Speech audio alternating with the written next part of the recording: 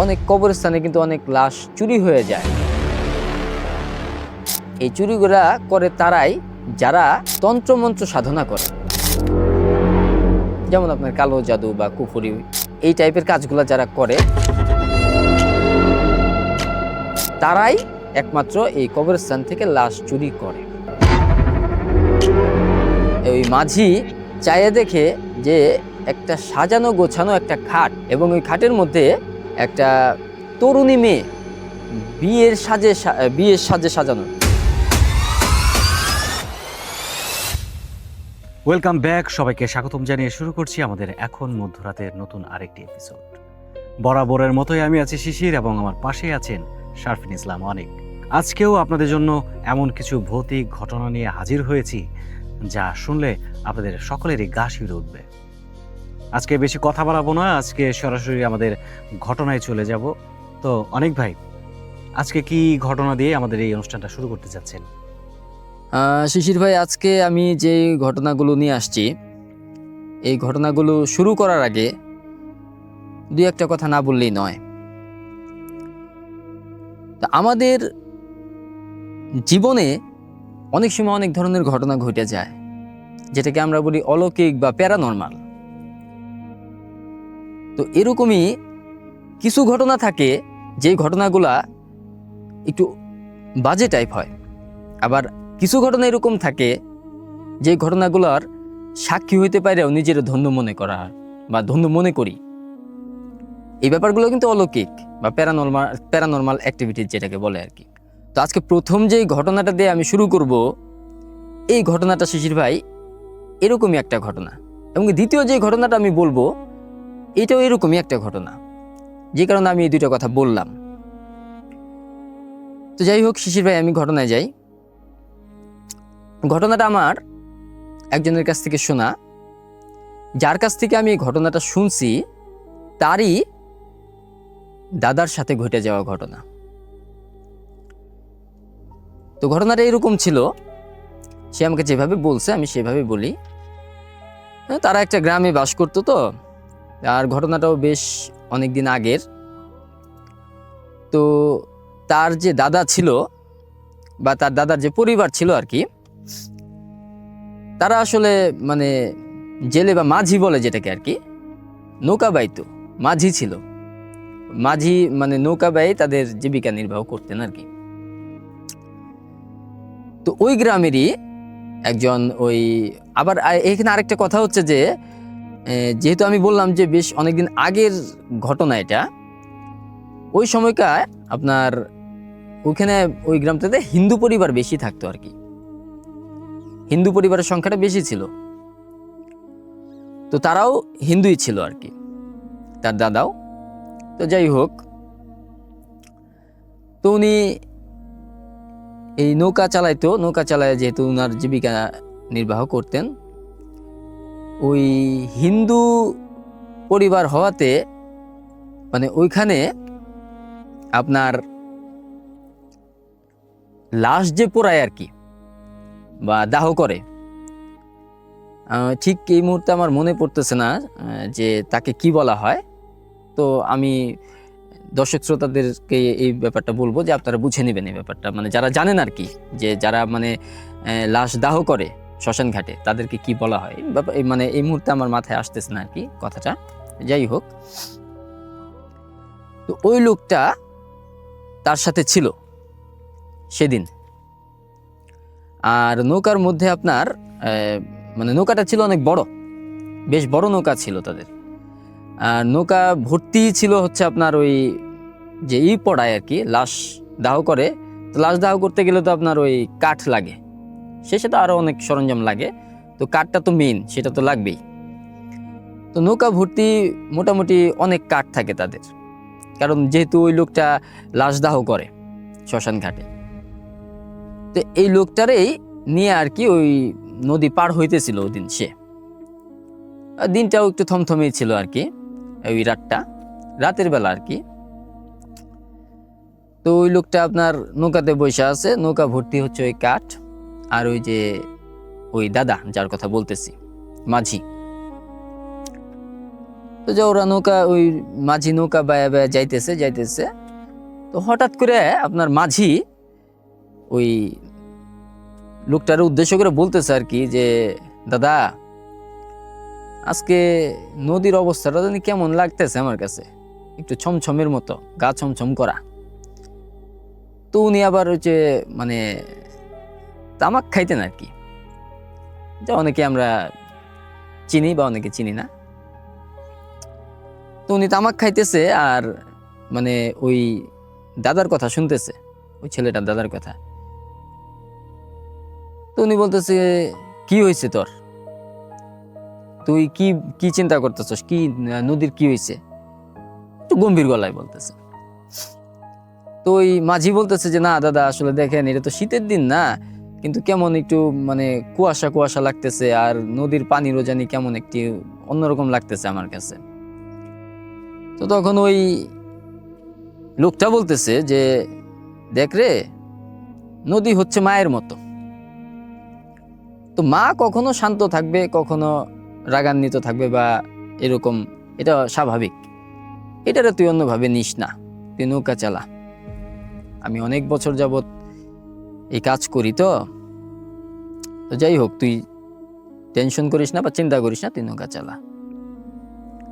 তো সে নৌকা চালাইতেছে আর মাঝি ওই লোকটা বসে বসে তামাক টানতেছে। তো এরই মধ্যে যেটা হয়, তাদের নৌকায় হঠাৎ করে কিছু একটা ধাক্কা লাগে। তো এই ধাক্কাটা যখন লাগে, ওই মাঝিটা বলতেছে দাদা দাদা, নৌকার সাথে কি জানি একটা ধাক্কা লাগলো। তো উনি বলতেছে যে দেখি তো কি, দেখ তো কি ধাক্কা লাগছে নৌকার সাথে।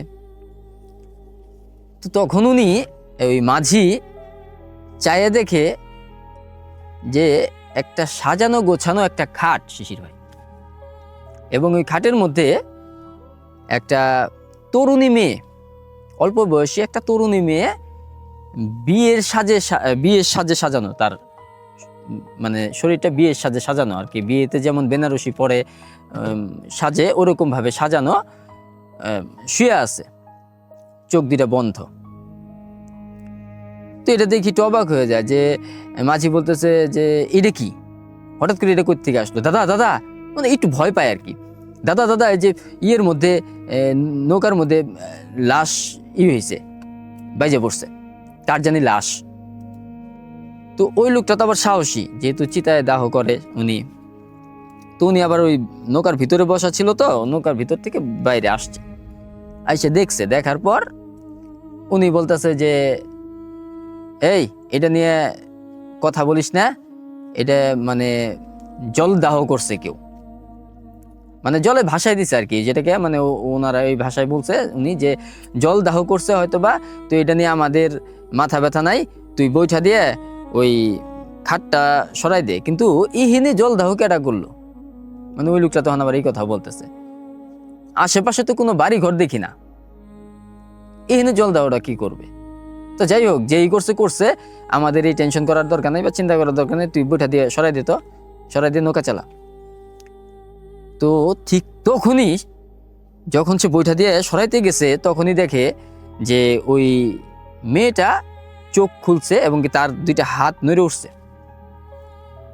এটা দেখার পর ওই মাঝি ভয় পায় পিছনের দিকে চলে আসে, দাদা দাদা, ভূত ভূত, মেয়ে তো উঠে পড়ছে, লাশ উঠে পড়ছে। তো যেহেতু উনি সাহসী লোক, উনি আবার সামনে আগায় গেছে, যাই বলতেছে যে মানে যাই বলতেছে বলতে কি, মানে উনিও যায় এটাই দেখলো যে মেয়েটা, উনি যখন গেছে তখন উঠে বসছে, মেয়েটা উঠে তার দুইটা হাত নৌকায় রাখছে। নৌকার মধ্যে রাখার পর ওই লোকটা বলতেছে, এই তুই কে, তুই কি আমাদেরকে ভয় দেখাতে চাইছস, আমরা ভয় পাই না, তুই কে। এই কথা শোনার পর ওই মেয়েটা বলতেছে যে, মেয়েটা এমন ভাবে বলতেছে মানে খুব করুণ সুরে, খুব দয়ার সুরে, করুণ সুরে বলতেছে, দাদা বাবু, আমি অমুক গ্রামে থাকি, তো আপনি আমি করেন, আমাকে দাহ করতে হবে, আমি আজকে অনেক দিন যাবত এই জলের মধ্যে ভাসতেছি এই দেহটা নিয়ে, একটা অভিশাপের মধ্যে আছি, আপনারা যেহেতু লাশ দাহ করেন আমার লাশটা দাহ করে দেন, আমাকে মুক্তি দেন, এরকম ভাবে বলতেছে আর কি। তো তখন ওই লোকটা বলতেছে তোরে দাহ করবো মানে, তোরে কেমনে দাহ করবো, আর তুই কিউনো অভিশাপে আছো যে মুক্তি দিতে হবো তোরে। তো পিছন থেকে ওই লোকটা কইতেছে দাদা বাবু চলেন আমরা যাইগে, আমরা এনে থাকলে বিপদ হবো। তখন উনি ওনারা ধমক দিছে যে চুপ, তুই চুপ, ব্যাপার আমি দেখতেছি, এটা তুই ভয় পাস না, আমি আসি না, তোর কি হয়েছে, ওই লাশের উদ্দেশ্য করে বলতেছে। তখন ওই মেয়েটা বলতেছে যে দাদা বাবু আমরা অমুক গ্রামে থাকি। আমরা থাকি মানে আর কে আছে তোর সাথে? আমার বাবা মা পরিবার সবাই আছে, এবং কি গ্রামের লোকজন আছে। একটা জলোচ্ছ্বাস আসার পরে আমাদের গ্রাম ডুবে গেছে, বাড়িঘর ডুবে গেছে, আমরা জলের মধ্যেই ডুবে মারা গেছি। কিন্তু শাস্ত্র মতে আমাদের দাহ না করলে আমাদের আত্মা মুক্তি পাবে না, আমরা খুব কষ্টে আছি জলের মধ্যে, আপনারা দয়া করে আমাদেরকে দাহ করেন। তো ওই লোক বলতেছে তুই তাহলে এখানে তার আরো লোক কই যাদের কথা বলতেছস? কই যে আমাদের গ্রামে। তো শিশির ভাই আমি এনে গ্রামের নামটা উল্লেখ করবো না, কারণ উনি না করছে আমাকে। তো যাই হোক, আপনি আমার সাথে আসেন আপনারা। তো তখন আবার ওই মাঝিটা বলতেছে এই না না না দাদা আপনি এই কাজও করেন না, শেষে দেওয়া যাবে আমরা মারা পড়বো। তো ওই লোকটা বলতেছে দেখ আমি অনেকদিন যাবত এরকম কাজ করি, এই দাহর কাজ করি, আমি এই মেয়েটারে কথা শুনে আমার খুব মায়া লাগছে, তুই চিন্তা করিস না, কিচ্ছু হবো না, তুই চল নৌকা নিয়ে চল ওর সাথে। এই কই যাইতে হবো? তখন উনি বলতেছে যে আমার সাথে আসেন বলে ও উঠে দাঁড়াইছে। ওর যে খাটটা ছিল ওই খাটটা অলৌকিকভাবে আগায় যাইতেছে, আর পিছনে পিছনে তাদের নৌকাটা যাইতেছে। তো আস্তে আস্তে যাওয়ার পর ওই জায়গাটা ছেড়ে তারা এমন এক জায়গায় ঢুকলো যে জায়গায় ওই লোক কোনোদিন যায় না, ওই মাঝিও কোনোদিন যায় নাই, ওই জায়গাটা তারা চিনেও না ওইভাবে কোনোদিন। এরকম একটা জায়গায় যায় ঢুকছে। ঢোকার পর কিছুক্ষণ পরে দেখে সামনের দিকে চায় বেশ কিছু ঘরবাড়ি, মানে অর্ধেকের বেশি পানিতে ডুবা আছে নদীর মধ্যে। ওই ঘরবাড়ির উপরে আপনার ওই অনেকগুলা লোক, এক একটা ঘরবাড়ির উপরে কয়েকজন করে লোক দাঁড়ানো আছে। তো এই দেখার পরে ওই মাঝে আরো ভয় পাওয়া যায় যে দাদা দাদা এনে কি আওয়াটা ঠিক হইলো, আজকে মনে হয় আমরা ফিরে যেতে পারবো না। তখন ওইন থেকে একটা বয়স্ক লোক একটু আগায় আসে তাদের নৌকার দিকে, এবং কি নৌকাটা ততক্ষণে ওখানে একটা বালুর চরে ভিড়াইছে তারা। তো তারাও দেখে যে একটা গ্রাম এটা ছিল, এই গ্রামটা আসলে ওই যে মেয়েটা যে বললো যে জলোচ্ছ্বাসে ডুবে গেছে ওরকমটাই দেখলো তারা আর কি, যে ওই লোকটাও। তো তখন ওই মেয়েটার যে বাবা উনি সামনের দিকে সামনে এসে দাঁড়ায় বলতেছে বাবা তোমরা আইসো, খুব ভালো হয়েছে, আমরা অনেক বছর যাবত আজকে এখানে অপেক্ষা করতেছি, এরকমের জন্য, এরকম তোমাদের মতো কারোর জন্য অপেক্ষা করতেছি। আমরা আজকে অনেক বছর যাবত এখানে জলের মধ্যে আমাদের আত্মা হইতেছে, মানে আমাদের দেহটা এইভাবে ভাসতেছে, আমরা অভিশাপের মধ্যে আছি, তোমরা দাহ করলে আমরা অভিশাপ মুক্ত হবো, আমাদের দাহ করার ব্যবস্থা করো। তো তখন উনি বলতেছে যে আপনাদেরকে দাহ করার ব্যবস্থা করবো, হ্যাঁ অবশ্যই করবো, কিন্তু আপনারা মরলেন কিভাবে? উনি আবার এই প্রশ্নটা করে বসে আর কি, বা আপনাদের সাথে কি ঘটলো? তখন উনি আবার ওই লোকটাই আবার তারে আবার পুনরায় আবার বলতেছে যে এই ঘটনা হয়েছিল আমাদের সাথে, জলোচ্ছ্বাস এসে সে হয়ে গেছে। তখন আবার ওই লোকটা বলতেছে, ওই যে মাঝিটা বলতেছে যে দাদা এখানে আমাদের সাথে খারাপ কিছুই ঘটবো, আমার যে ভালো ঠেকতেছে না ব্যাপারটা, আজকে বোধহয় 2 জন দিন একজন আমরা বাড়ি ফিরে যাওয়ার পাবো না। এই কথাটা শোনার পর ওই মেয়েটা বলতেছে যে দাদা বাবু তোমরা বোধহয় আমাদের এই রূপ দেখে ভয় পাইতেছ, ভয় পায় না, আমরা আমাদের আসল রূপে ফিরে যাইতেছি, তাহলে আর ভয় পায় না, তোমরা জলদি করে আমাদের দাহর ব্যবস্থা করো। এই কথা বলার সাথে সাথে তারা সবাই ওখানে যারা ছিল মেয়েটা সহ এমন একটা রূপে আসে, মানে সবাইকে দেখে মনে হইতেছে গ্রামের সাধারণ মানুষ, তাদেরকে দেখে আর ভয় লাগতেছে না। তো তখন ওই যে দাহ করে আর কি উনি বলতেছে যে তা না হয় বুঝলাম যে আপনাদেরকে দাহ করব, অবশ্যই করব, কিন্তু এতগুলা মানুষের দাহ করব, এটা কি এই মুহূর্তে কিভাবে করবো এটা তো আমি বুঝতে পারতেছি না। আপনারা তো এনে মানুষ অনেকজন সংখ্যায়। তখন ওই পিছনের ওই মাঝি বলতেছে যে দাদা, এগুলো তো দাহ করবার গেলে একটা একটা করে চিতা সাজাবার গেলে তো এখন মানে 15 দিন লেগে যাবো গা, এরকম একটা অবস্থা, কিন্তু অনেকজন আছে। তো তখন আবার ওই লোকটা বলতেছে, ওই যে দাহ করে, যে চিন্তা করিস না, নৌকাটা আমাদের বড় আছে, আর নৌকার মধ্যে তো অনেক কাঠই আছে আমাদের এখানে, এই কাঠ দিয়ে মনে হয় হয়ে যাব, চেষ্টা করে দেখি, বাকিটা যা হয় দেখব। তখন তারা ওই নামে আপনার ওই চরের উপরে উঠে যতগুলা কাঠ ছিল নৌকার মধ্যে সমস্ত কাঠ দেয়া ওই নামায় চিতা সাজায় একটা। তো চিতা সাজানোর পরে ওই লোকটা বলতেছে যে দাহ করে, আরে চিতা তো সাজাইলাম, কিন্তু আগুন তো নাই আমার কাছে, কোনো দিয়াশলাই তো নাই, চিতায় আগুন ধরা মুখি দিয়া। তখন ওই মেয়েটা সামনে এসে বলতেছে যে দাদা, এই নিয়ে তোমাদের চিন্তা করতে হবো না, ওইটার ব্যবস্থা আমি করতেছি, তোমরা শুধু মনে মনে আগুনের করো যে আগুনটা যেন জ্বলে, মানে বিশ্বাস রাখো মনে মনে, বাকিটা আমি দেখতেছি। এই কথা বলে তার যে ওই কপালে যে চন্দন বলে আর কি, ওই চন্দন ছিল মেয়েটার কপালে, ওই কপালের চন্দনটা মুছে ওই চিতার মধ্যে ছিটায় দেয়। ছিটায় দেওয়ার পর ওই বলতেছে, মেয়েটা বলতেছে যে যেভাবে মুখে আগুন দেয় তোমরা ঠিক ওইভাবেই ওই মুখে আগুন দাও, দেখবে আগুন ঠিক জ্বলবে। তোর কথা শুনে ওই লোকটা করে কি, আপনার যে দাহ করে ওই চিতার মধ্যে একটা বড় লাঠি নিয়ে যেভাবে মানে আগুন দেয় মুখে চিতায়, ওইভাবে যায় ধরার সাথে সাথে হয় কি, ধাউ ধাউ করে আগুন ধরে ওঠে অলৌকিক ভাবে আর কি। ধরে কোথায় তাও, ওই যে চন্দনটা যেখানে ফালাইছিল মেয়েটা ওইখানেই ধরে, কারণ মেয়েটা বলে যে ওইখানে ধরে দাউ দাউ করে আগুন জ্বলে ওঠে। তো তারপর ওই লোকটা বলতেছে এখন এক এক করে আপনারা সবাই এনে চিতায় ওঠেন। তো তারা এক এক করে সবাই চিতায় ওঠে, কিন্তু এনে একটা আশ্চর্যজনক ব্যাপার হইতেছে যে তারা চিতায় ওঠার পর দাউ দাউ করে জ্বলবো তো দূরের কথা, মানে তাদের দেহটা মনে হয় আরো হয়ে গেল, সতেজ হয়ে গেল। এক একজনের যেমন আপনার ওই মেয়েটার যে পরনে বেনারসি ছিল, বেনারসিটা এখন চকচক করতেছে, আর ওদের কাপড় চোপড়টাও চকচক করতেছে, কিন্তু দাহ কিন্তু হইতেছে। এটাও একটা অলৌকিক ব্যাপার, মানে তাদের কাছে একটা আশ্চর্য লাগে ওই দুজনের কাছে। তো যখন চিতার আগুনটা অনেক বেশি জ্বলতে শুরু করে, তখন তাদের চোখের মধ্যে আসা লাগে ওই দুজনের আগুনের তাপটা আর কি। তো তারা তাৎক্ষণিক ওখানে শুয়ে বালুর মধ্যে আপনার চোখ দুইটা নিচের দিকে রেখে দেয়। তো এইভাবে অনেকক্ষণ থাকার পর তারা যখন উঠবে, তো এখানে একটা কথা হচ্ছে যে যখন তারা জ্বলতেছে তখন তারা আবার এই কথাটা বলে যে বাবা, তোমাদেরকে অনেক ধন্যবাদ, এতদিন এত বছর আমরা অনেক অভিশাপে ছিলাম, আজকে তোমরা আমাদের আত্মারে মুক্তি দিলা এই দাহ করার মাধ্যমে, আমরা তোমাদের এই ঋণ কখনোই ভুলব না, তোমরা খুব ভালো, এই কথা বলে।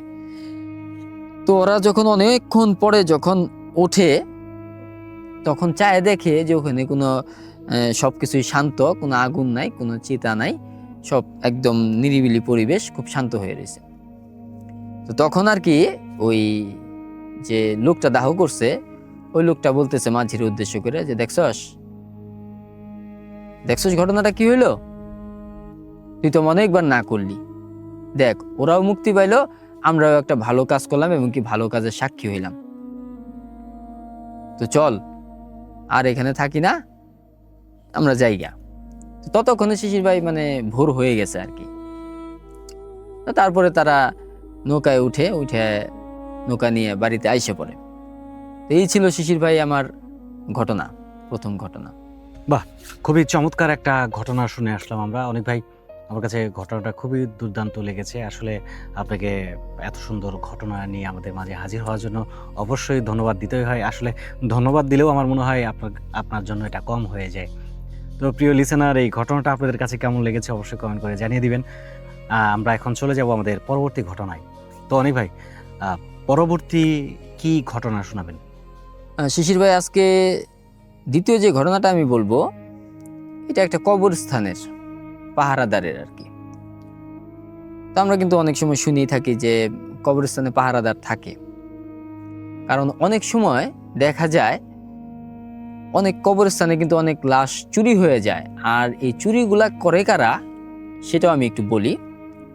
এই চুরিগুলা করে তারাই যারা তন্ত্রমন্ত্র সাধনা করে, যেমন আপনার কালো জাদু বা কুফুরি, এই টাইপের কাজগুলা যারা করে তারাই একমাত্র এই কবরস্থান থেকে লাশ চুরি করে।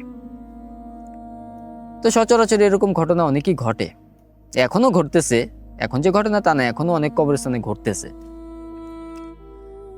তো এরকমই মানে গ্রামের একটা কবরস্থান আর কি, পুরানো কবরস্থান।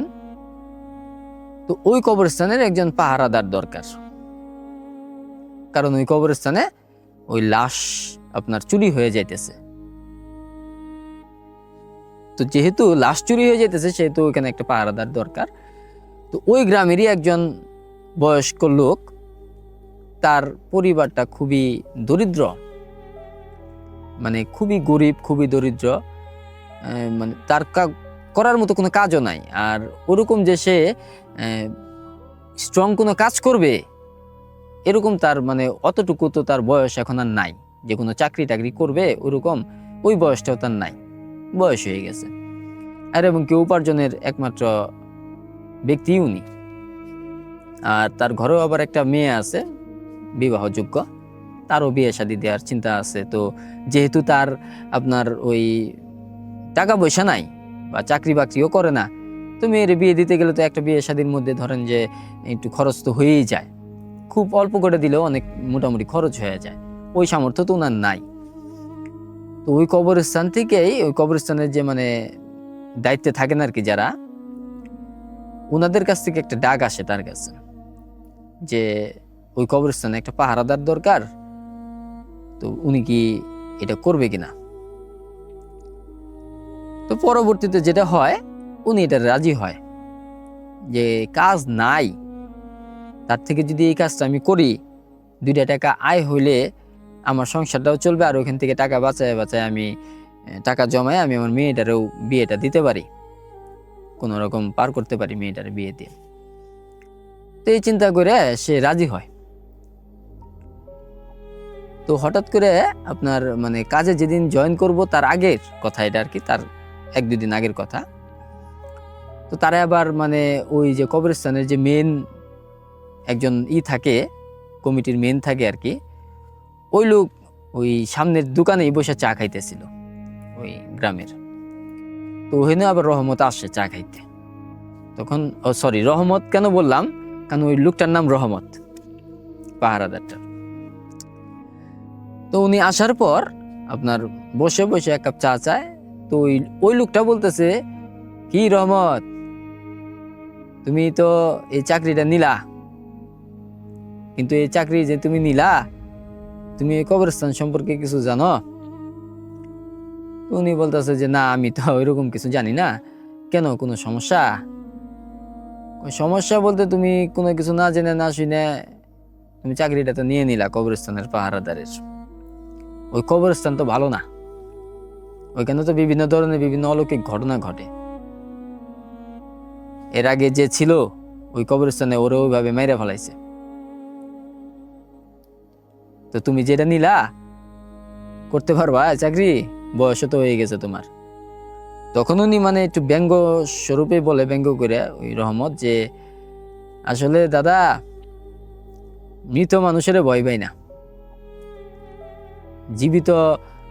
জীবিত বলতে আমার জীবন্ত অভাবে আমারে ঘায়েল করে খায়া ফেলাইতেছে, মৃত মানুষের আমি কি ভয় পাবো, এই কথাটা বলে আর কি। তো উনি তখন বলে যে দেখা, নিশ্চয় ঠিক আছে, কিন্তু কবরস্থানের ভিতরে রাত্রে 12টার পরে যদি কোনো কান্নার আওয়াজ বা কোনো এরকম ধরনের কিছু শোনা যায়, আগে একা যাইও না ভিতরে, কারণ যেহেতু কবরস্থানটা ভালো না।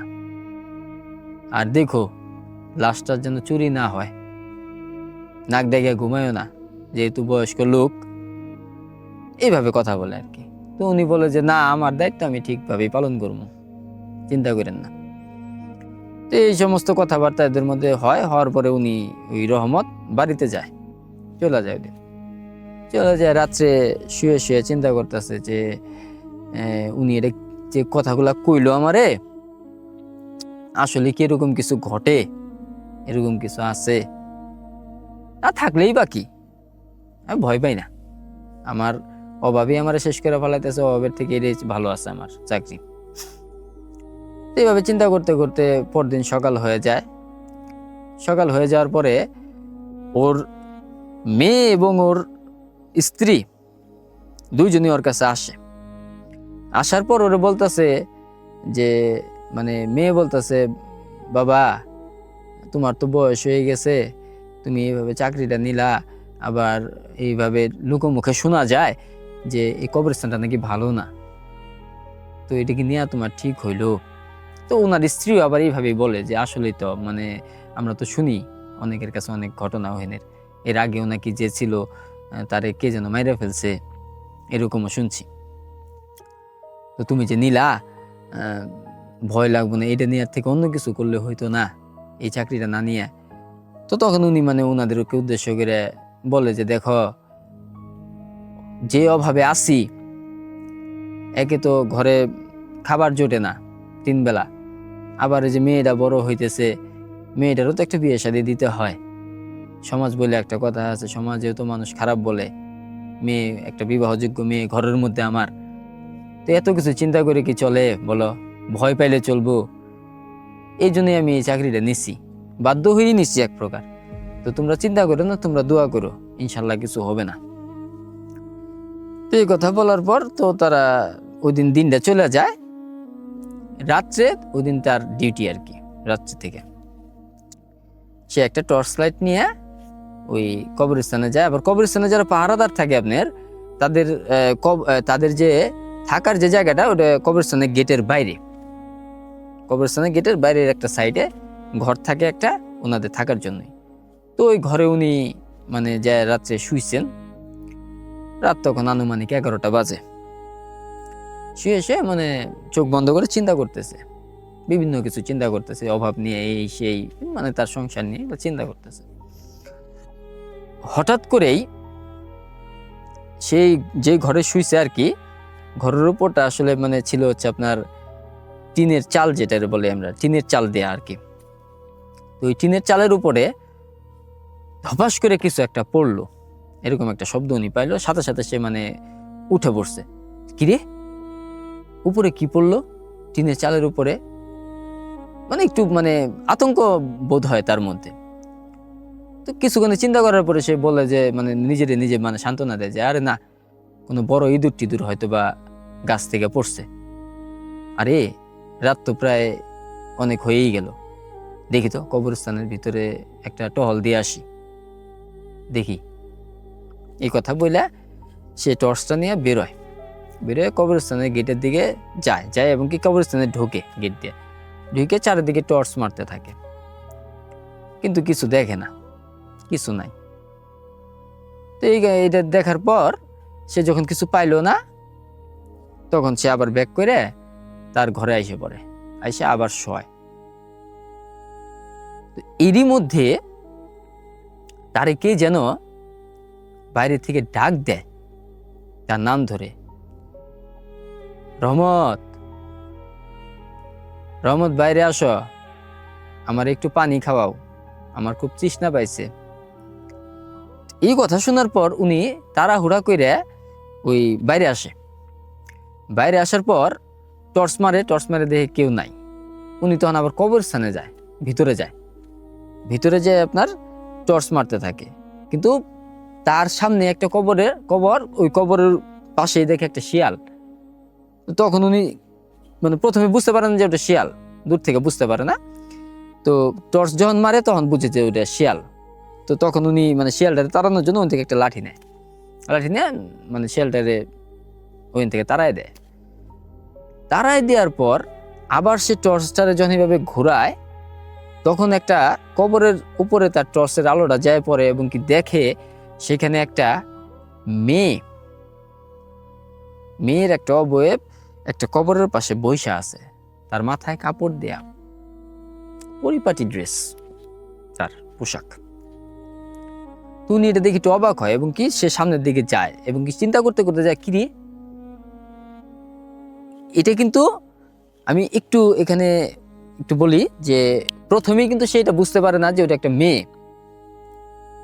প্রথমে সে একটা অবয়ব দেখে আর কি, দূর থেকে একটা অবয়ব বোঝা যাইতেছে। তো উনি যখন এটা দেখে তখন ওনার মাথায় চিন্তা হয় যে তাহলে কি এটা কি কিন্তু লাশ চুরি করতে আসলো কেউ? আরে তাহলে তো সামনে যাই দিই তো, আমি থাকতে কেউ লাশ চুরি করব? সামনে যায় তো সে অবাক হয়ে যায়, টর্চ মারে দেখে একটা মেয়ে, তরুণী একটা মেয়ে, একবারে যুবতী আর কি, যেটাকে বলে, মানে খুব কম বয়সী, দেখতে শুনতে সুন্দর, পরিপাটি একটা পোশাক পরে আছে, তার মাথায় একটা কাপড় দেয়া আর কি, কবরের সাইডে সে বসে আছে। তখন সে তারে প্রশ্ন করে, মা তুমি কে, আর এত রাত্রে কবরস্থানে কি করো, তোমার বাসা কই? মেয়েটা তখন তাকে উত্তর দেয়, চাচা আমার বাসা তো এইখানেই, এই যে দেখতেছেন এটাই তো আমার ঘর, এই শীতল মাটির বিছানা এটাই আমার ঘর, এভাবে উত্তর দেয়। তুমি একটু অবাক হয়, আরে এটা তোমার ঘর মানে, এটা তো একটা কবরস্থান। হ্যাঁ চাচা এটাই তো আমার ঘর। মা তোমার বাসা কই? মানে উনি কিন্তু তখন ভয় পাইতেছে না, উনি তার সাথে কথা বলতেছে মেয়েটার সাথে। তখনই মেয়েটা বলতেছে যে চাচা আমাদের বাসাটা এই গ্রামের উত্তর দিকে, আর আমার বিয়ে হওয়ার কথা ছিল গত বছর। তো ওই সময়ই মানে বিয়ে যেদিন হবে ওই দিন যখন আমার নিয়ে আসতেছিল, তখনই পথে একদল ডাকাত ধরা পড়ে। আর ওই ডাকাতরা আমার শরীরে যে গয়নাগুলো ছিল ওই গয়নাগুলো নিয়ে আমাকে হত্যা করে, মেরে ফেলে এখানে এনে মাটি চাপা দেয়। আর আমি হচ্ছি ওই আমার উত্তরপাড়ার যে আপনার একটা মসজিদ আছে, ওই মসজিদের ইমাম সাহেবের মেয়ে আমি। এটা শুনে তার একটু খারাপ লাগে, আহারে। এরই মধ্যে ওই মেয়েটা বলতেছে যে চাচা কবরস্থানে এখন কয়েকজন লোক ঢুকবে, এইভাবে বলতেছে, তারা আমারে নেয়ার জন্য আসবে, তারা লাশ নিয়ে তারা ওই যে জাদুটোনা করে, এই ধরনের কিছু লোক আসবে, এখন আপনি এখান থেকে জানগা, ওরা শুধু আজকে আমারই নিবে না, আপনার কলিজাটাও নিবে, এইভাবে বলে। তো এটা বলার সাথে সাথে উনি সামনের পিছনের দিকে ঘুরে দেখে যে 3-4 জন লোক আসতেছে, মুখে কাপড় বাঁধা, হাতে ছুরি, আর তা মানে একটু অস্বাভাবিক আগে আসতেছে। আস্তে আস্তে আস্তে আস্তে যখন তার সামনে আসছে, আইসা তারে বলতেছে যে এই বুড়া তুই কে, তুই যা এন থেকে, আমরা এন থেকে আজকে লাশ নিব, আমাদের সাধনার আজকে শেষ দিন, আজকে আমাদের সাধনা পূর্ণ হবো, আজকে আমাদের একটা লাগবে, একটা তরুণী মেয়ের মাথা লাগবে, আর সেই সাথে একটা জীবন্ত মানুষের হৃৎপিণ্ড লাগবে। আরে এই হৃৎপিণ্ড তো তোরই আছে, তারা এইভাবে বলতেছে, তোরটাই নিম। এই কথা বলার পর ওই লোকটা বলতেছে পাহারাদার যে তোদের এত বড় সাহস, আমি রহমত থাকতে তুই এই লাশ চুরি করবি এই কবরস্থানের, কোনোদিনই পারবি না। তো উনি যেহেতু একা, হাতে লাঠি ছিল, আর ওনারা 3-4 জন ছিল, তো এদের মধ্যে একটা মারপিট শুরু হয়ে যায় আর কি, ওই রহমত আর ওই যে যারা আসে লাশটা চুরি করতে। তো মারামারির এক পর্যায়ে আপনার ওদের একজনই পেছন থেকে রহমতের একটা লাঠি দিয়ে বাড়ি দেয় এবং কি রহমত তখন পড়ে যায় মাটিতে। ঠিক তখনই ওই যে মেয়েটা ছিল এতক্ষণ যে যার সাথে এই রহমত কথা বলতেছিল, ওই মেয়েটা তখন এমন একটা ভয়ঙ্কর রূপ ধারণ করে ওইখানে, এবং কি তার চোখের মণিগুলা সাদা হয়ে যায়, সে একটা চিৎকার দেয় এবং কি সে তাদের উদ্দেশ্যে বলে, আমি তোরা এই চাচারে মারলি আর তোরা আমার নিতে আইসস, লাশ নিবি, আজকে তোদের একটারও ছাড়বো না। এই কথা বলার পর তারা মানে ভয় পেয়ে যায়, ওই যে আপনার যেই লোকগুলা লাশ নিতে আসে আর কি, ভয় পেয়ে দৌড় দিতে যাব, অমন সময় সামনের দিকে তাকায় দেখে আরেকটা অবয়ব কেমন জানি অস্বাভাবিক রকম ভাবে সামনের দিকে আগে আসতেছে তাকের দিকে। এটা দেখে তো সে আরো ভয় পাওয়া যায়। তো এটা যখন দেখে, ওই অবয়বটা যখন সামনে আসে, তখন এই যে যে লাশ চুরি করতে আইছে সে তারে চিনে, তার নাম ধরে কথা বলে, যাই তুই, তোর তো আমি আরো কয়েক বছর আগে মেরে ফেলছি, তুই কেমনে? তখন ওই অবয়ব কথা বলতেছে যে তুই আমারে জীব কাইটে দিছিলি যাতে আমি কারোর কিছু কবার না পাই তোর সম্পর্কে, তারপর তুই আমার মেরে ফেলাইছস। আজকে আমি তোর এই কবরস্থানে পাইছি, আর তোর হৃৎপিণ্ড আজকে আমি বাইর করে মেরে ফেলাম। এই কথা বলে তার উপর ঝাঁপায় পড়ে তার শরীরের উপরে উঠে তার বুকের মধ্যে হাত রেখে একদম আপনার হৃৎপিণ্ড তার টান মেরে বের করে ফেলে। এইটা দেখে, এই পরিস্থিতি দেখে আপনার ওই রহমত ওহেনি জ্ঞান হারায় পড়ে যায়। পড়ে যাওয়ার পরে সে যখন চোখ খুলে, মানে তার জ্ঞান ফিরে, তখন সে মানে সকাল হয়ে গেছে। তার সামনে ওই যে কমিটির যে মেন লোকটা ছিল, যে বলছিল কবরস্থান কিন্তু ভালো না, তুমি যে চাকরিটা নিলা, বলছিলাম যে আপনাদের যে চা খাইতে যায়, ওই লোকটা দেখে, এই রহমত তুমি এনে পড়ে আছো কেন? তখন রহমত বলতেছে যে সাহেব, কালকে রাত্রে আমি কবরস্থান যখন টহল দিতে আইছি, তখন দেখি একটা মেয়ে ওখানে কবরস্থানে বসা, কবরে, ওর সাথে আমি কিছুক্ষণ কথা বললাম। কথা বলার পর মানে ও এবং আরেকটা লোক ছিল কবরস্থান থেকে বেরিয়ে আসছে। কিছু লোক আইছিল এখানে যারা লাশ চুরি করতে আইছিল, তাদেরকে এই দুইজন অ্যাটাক করছে, ওই মেয়েটা আর ওই লোকটা অ্যাটাক করে। তারা আমারে অ্যাটাক করছিল, আমারে তারা বাঁচাইছে এইভাবে অ্যাটাক করে তাদের হাত থেকে।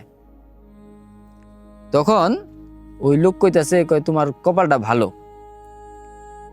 আর এতদিন যাবত আমরা, তুমি যে লোকটার কথা বলতেছো, ওই লোকটার কে মারছে তারই খুঁজতেছিলাম আমরা, কিন্তু ওর প্রতিশোধ ওই নিজেই নিয়ে নিল, তো তুমি বেঁচে গেছো। যাই হোক, তো এই ঘটনার এতটুকুর পরে ওই লোকটা মানে বাড়িতে আসার পরে সে মানে সিদ্ধান্ত নেয় যে না, আমি আর এই কবরস্থানের পাহারাদারের চাকরিটা আর করবো না, কাজটা আর করবো না। তো এইভাবে বেশ কিছুদিন কাটা যায়। একদিন হঠাৎ করে মানে সে শুয়ে আছে রাত্রে, মানে তার জানালাটা খোলা, জানালার পাশে সেই মেয়েটারে সে দেখে আসছে। দেখে তো সে অবাক হয়ে যায়, আরে তুমি এখানে কিভাবে? তখন ওই মেয়েটা তারে উদ্দেশ্য করে বলতেছে যে চাচা, আপনার আর কোনো চিন্তা নাই, আপনি নিশ্চিন্তে থাকেন। এখন আমি আর ওই যেই লোকটার কথা বললাম ভাই, যে তার হত্যার প্রতিশোধ নিল আর কি, ও তার কথা বলে যে আমি আর উনি এই কবরস্থানের নতুন পাহারাদার, আমরা এই কবরকে পাহারা দেব, কবরস্থানকে, আপনার আর কোনো চিন্তা নাই। এই কথা বলে মেয়েটা মানে ওখান থেকে ভ্যানিশ হয়ে যায়, হাওয়া হয়ে যায়। তো এরপরে উনি ওই চাকরিটা আর করে না। তো এই ছিল ভাই আমার দ্বিতীয় ঘটনা। অনেক ভাই, ঘটনাটা সত্যি খুবই দুর্দান্ত ছিল। এই যে অনেক ভাই, আপনি অনেক জায়গা থেকে আপনি অনেক বিভিন্ন ঘটনা আপনি কালেক্ট করে থাকেন, আপনার সাথে এরকম কোনো ঘটনা কিংবা আপনার রিলেটিভ কারোর সাথে কি এরকম কোনো ঘটনা ঘটেছিল? শিশির ভাই, আমার সাথে ছোট ঘটনা একটা ঘটছিল যেটা আমি গত এপিসোডে শেয়ার করছিলাম আপনাদের সাথে। তো এরকম আরেকটা ঘটনা আছে যেটা আমার সাথে ঘটে নাই, মানে আমার রিলেটিভ একজনের সাথে ঘটছে, তার কাছ থেকে আমার শোনা। তো ঘটনা হচ্ছে এরকম যে মানে ঘটনাটা আবার বেশ আগের ঘটনা। তো ওই সময়কায় আবার আপনার ওই বাড়িঘরে যে টয়লেট থাকে আর কি, আমরা বলি, এই টয়লেটগুলো কিন্তু আবার বাসার ভিতরে মানে এখন যে অ্যাটাচ বাথরুম আমরা যেটা বলি সেরকম ছিল না, বাইরে ছিল আর কি। তো তাদের বাথরুমটা বা টয়লেট বলেন, ওটা বাইরেই ছিল। তো উনি কি করছে, ওই মহিলা মানে রাত্রে তার টয়লেট পাইছে, খুব টয়লেট পাইছে। তো উনি কি করছে, বাইরে বেরোয় ওনাদের উঠানের শেষ মাথায় একটা হিজল গাছ ছিল। তো ওই হিজল গাছের তলে যায়, এখানে আরেকটা কথা বলি নাহলে ভুল বুঝবেন, যে টয়লেট কিন্তু বানানো কোনো টয়লেট ছিল না তাদের ওইখানে, ওই হিজল গাছের নিচে যায় মানে টয়লেট করে আসতো আর কি, ওই এরকম একটা ব্যাপার। তো ওই হিজল গাছের নিচে যায় সে টয়লেট করে আর কি, করে সে টয়লেট শেষ করে ঘরে চলে আসে। কিন্তু অবাক করা বিষয়, শিশির ভাই যেটা, পরদিন সকালে উনি যে ওই জায়গায় যায় দেখে যে ওখানে কোনো টয়লেট নাই, কিচ্ছু না, জায়গাটা খুব পরিষ্কার। মানে মাটি দিয়ে মাটির উপরে যে লেপলে আমরা দেখি, মানে কথাটা কিভাবে বলে ঠিক বুঝতেছি না বাংলায়, আমরা আসলে আঞ্চলিক ভাষার লেপার কথাটাই মানে উল্লেখ করি আর কি, যে লেপলে যেরকম হয় মানে খুব সুন্দর দেখায় মাটিটারে, সেরকম চকচক করতেছে। তো উনি এটা দেখে মানে মাথায় কিছু নেয় না যে এটা কেন এরকমটা হইল। তো এইভাবে তারপরের দিনও তার রাত্রে যখন ওইরকম জরুরি টয়লেট পায়, সে আবার ওইখানে হিজল গাছের তলে যায় ওইটা টয়লেট করে আবার এসে পড়ে। সকালে যায় দেখি টয়লেট ওইটা নাই, একদম পরিষ্কার চকচকে ঝকঝকে ওখানে। তো এইভাবে হয় কি শিশির ভাই 3-4 দিন এরকম এই ঘটনাটা ঘটে তার সাথে। তো 3-4 দিন ঘটার পর চতুর্থ দিন যাওয়ার পর পঞ্চম দিন যখন আবার এই একই ঘটনা ঘটে, উনি টয়লেট করে চলে আসে, হঠাৎ করে সে অস্বাভাবিক আচরণ করতে থাকে পরদিন সকাল থেকে আর কি, মানে অ্যাবনর্মাল একটা আচরণ, মানে খুব অন্যরকম। তো এই আচরণ দেখার পর তার পরিবার একটু চিন্তিত হয়ে যায় যে কি ব্যাপার, মেয়ের কালকে রাত্রেও দেখলাম যে ভালো, হঠাৎ করে তার কি হইলো। তো আশেপাশের 2-1 তারে নাকি বলতেছে তাদের পরিবারে যে মেয়ের উপর বোধহয় কোনো অশুভ কিছু ভর করছে মনে হইতেছে আর কি, তুমি একটা কবিরাজ ডাকো তো। তো এই কথা শুনে তার পরিবার একটা কবিরাজ ডাক দেয় আর কি। কবিরাজ আসে, আসার পর কবিরাজের বলে যে এই ঘটনা। তো কবিরাজ বলতেছে দেখেন আপনি মেয়েটার আনেন। তো মেয়েটারে যখন আনে, মেয়েটা অস্বাভাবিক আচরণ করতেছে, মানে ছুটে যাইতে চাইতেছে, তারে ধরতে দিতেছে না, মানে এমন একটা আচরণ, ভয়ানক একটা আচরণ করতেছে। তো কবিরাজ তার দেখে এই আচরণ দেখেই বলতেছে যে আপনার মেয়ের উপর কোনো দুষ্ট জিন ভর করছে। তো তখন ওনারা বলতেছে এটা কিভাবে সম্ভব, আমার মেয়ে তো কোথাও যায় না, ওর উপর জিন ভর করবো কেন? তো উনি তখন বলতেছে যে আপনার মেয়ে কোথায় যায় বা যায় না সেটা তো আমি জানি না, তবে এরকমটাই ঘটছে। তো পরে বলতেছে যে তাহলে এটা কি ছাড়ানোর ব্যবস্থা নেই, সুস্থ করার ব্যবস্থা নেই আমার মেয়েরে? কয় হ্যাঁ তা অবশ্যই আছে, আমি এখানে আসন করি, দেখি এটা কিভাবে ঘটলো এটা জানার জন্য তার উপর যে জিন ভর করছে তাকে হাজির করতে হবে। যেই কথা ওইভাবে সে আবার ওইখানে বসে সবার সামনে এইভাবে আসন করছে, একটা আসন করে সে ওই জিনের হাজির করছে। তো হাজির করার পর ওই জিন যখন তার শরীর আবার আসছে, আসার পর মানে সে অন্যরকম আচরণ, মানে কবিরাজের মারতে যায় এরকম ব্যাপার, ছুটাছুটি, মানে খুব অন্যরকম একটা আচরণ করতেছে। তখন ওই কবিরাজ তাকে, মানে তার যে পরিবার ছিল ওদেরকে বলে যে ওরে একটু শক্ত করে ধরেন। তো ওনারা শক্ত করে ধরে 3-4 জনে মিলে, কিন্তু আশ্চর্যজনক ব্যাপার যে মানে 3-4 জন মিলে ধরে তার রাখতে পারতেছে না, এতটা শক্তি তার শরীরে ওই মুহূর্তে। তো ওইভাবেই তারা জোরাজোরি করে ধরছে। তো কবিরাজ মানে জিন যখন হাজির হইল তখন কবিরাজ প্রশ্ন করতেছে যে কে তুই? তো মেয়ের কণ্ঠ দিয়েই কথাটা বেরিয়েছে, কিন্তু মেয়ের কণ্ঠ না, খুব ভয়ানক কণ্ঠ, যে আমি কি ওটা কি তোরে বলবো? এই তুই এনে কেন আসছস? তোর কি বলতে আমি বাধ্য নাহি যে আমি কি তোরে বলতে যাবো? তুই যা এন থেকে। তুই ওরে ধরছস কেন? তুই থাকস কই? মানে বেশ কিছুক্ষণ এইভাবে মানে জিনের সাথে কথা হয় ওই কবিরাজের।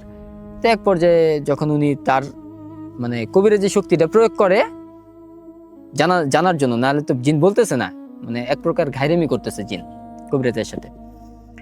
যখন তার কবিরাজি শক্তিটা তার উপর প্রয়োগ করে জিনের উপর, তখন আর কি জিনটা মানে চিৎকার করে বলে যে আমারে ছেড়ে দে, আমারে এইভাবে কষ্ট দিস না। তো তখন উনি বলে যে তোরে ছেড়ে দিব, একটা শর্ত আছে, তুই আগে বল যে তুই ওই মেয়েটারে কেন ধরছস, কেন কষ্ট দিতেছস। তখন আর কি ওই জিনটা কবিরাজের বলতেছে আমি ওর ধরবো না? হ্যাঁ, ওর কত বড় সাহস, ও আমার মাথার উপর টয়লেট করে আসে প্রতিদিন। ও কি জানে যে তুই ওখানে থাকস? ও তো অবুঝ। জানে না কেন? হ্যাঁ জানে না কেন? ও যখন টয়লেট করে আসে রাইতে, সকালে যায় যখন দেখে যে ওই জায়গাটা পরিষ্কার হয়ে রয়েছে, তখনও কেউ বুঝে না ওর টয়লেট কেউ না কেউ পরিষ্কার করবো? হ্যাঁ, ও আমার মাথার উপর প্রতিদিন টয়লেট করে, ওর কত বড় সাহস! 1 দিন না 2 দিন না, কতদিন টয়লেট করছে এইভাবে, কয়েকদিন। হ্যাঁ, আমি ওটার পরিষ্কার করি, ও ও বুঝে না ওই জিনিসটা জায়গাটাতে পরিষ্কার হয়ে থাকে সকালবেলা, এরকম আর কি শিশির ভাই কথা বলতেছে রাগান্বিত কণ্ঠে। তখন আবার ওই কবিরাজ তারে বলে জিনেরে যে দেখ এটা আসলে ও বুঝতে পারে নাই, ওরে তুই মাফ করে দে, ও এরকম কাজ আর কোনোদিন করবো না, তুই ওরে ছেড়ে দে। তখন উনি মানে কবিরাজের বলতেছে আমি ওরে ছাড়বো না, আমি ওরে শাস্তি দিমুই, এরকম একটা ব্যাপার।